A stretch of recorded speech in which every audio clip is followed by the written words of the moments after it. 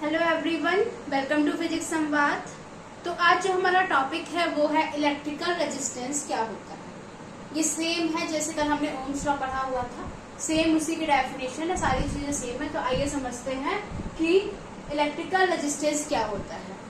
The ratio of potential difference applied across the ends of conductor. जब हम किसी भी कंडक्टर के एंड्स में क्या करते हैं, पोटेंशियल डिफरेंस को अप्लाई करते हैं, तो उसमें जो करंट फ्लो करता है वो उसके रेशियो के क्या होता है, बराबर होता है, जिसे आप क्या बोलते हैं, रेजिस्टेंस बोलते हैं। रेजिस्टेंस को आप आर से रिप्रेजेंट करते हैं और आर इज इक्वल टू क्या होता है, वी अपॉन वी।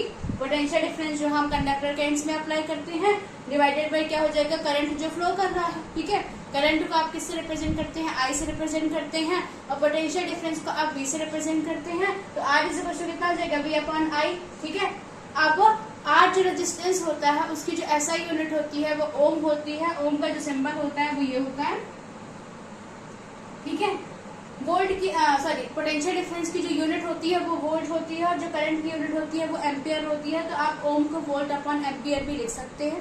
ठीक, अब यहाँ पे कुछ इंपॉर्टेंट चीज दी हुई है कि 1 kilo ohm is equal to क्या हो जाएगा, 10 की पावर 3 ओम, और 1 mega ohm is equal to कितना हो जाएगा, 10 की पावर 6 ओम। आई होप कि आपको समझ आया होगा। Thank you. Hello everyone, welcome to physics Samvad. तो आज जो हमारा टॉपिक है वो है इलेक्ट्रिकल रेजिस्टेंस क्या होता है। ये सेम है जैसे कल हमने ओम्स लॉ पढ़ा हुआ था, सेम उसी की डेफिनेशन है, सारी चीजें सेम है। तो आइए समझते हैं कि इलेक्ट्रिकल रेजिस्टेंस क्या होता है। The ratio of potential difference applied across the ends of conductor. जब हम किसी भी कंडक्टर के एंड्स में क्या करते हैं, पोटेंशियल डिफरेंस को अप्लाई करते हैं, तो उसमें जो करंट फ्लो करता है वो उसके रेशियो के क्या होता है, बराबर होता है, जिसे आप क्या बोलते हैं, रेजिस्टेंस बोलते हैं। रेजिस्टेंस को आप आर से रिप्रेजेंट करते हैं और आर इज इक्वल टू क्या होता है, V upon V. Potential difference जो हम कंडक्टर के एंड्स में अप्लाई करते हैं डिवाइडेड बाई क्या हो जाएगा, करंट जो फ्लो कर रहा है। ठीक है, करंट को आप किससे रिप्रेजेंट करते हैं, आई से रिप्रेजेंट करते हैं, और पोटेंशियल डिफरेंस को आप वी से रिप्रेजेंट करते हैं। तो आर इज इक्वल टू कितना हो जाएगा, वी अपॉन आई। ठीक है, अब आर जो रेजिस्टेंस होता है उसकी जो एसआई यूनिट होती है वो ओम होती है। ओम का जो सिंबल होता है वो ये होता है।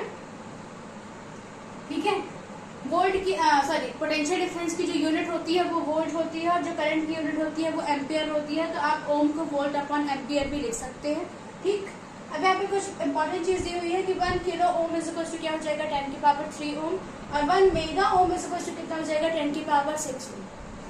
हेलो एवरीवन, तो जो हमारा नेक्स्ट टॉपिक है वो है इलेक्ट्रिकल कंडक्टेंस क्या होता है। आइए समझते हैं। आप लोगों ने रेजिस्टेंस समझा है, उसी का रेसिप्रोकल होता है क्या, इलेक्ट्रिकल कंडक्टेंस।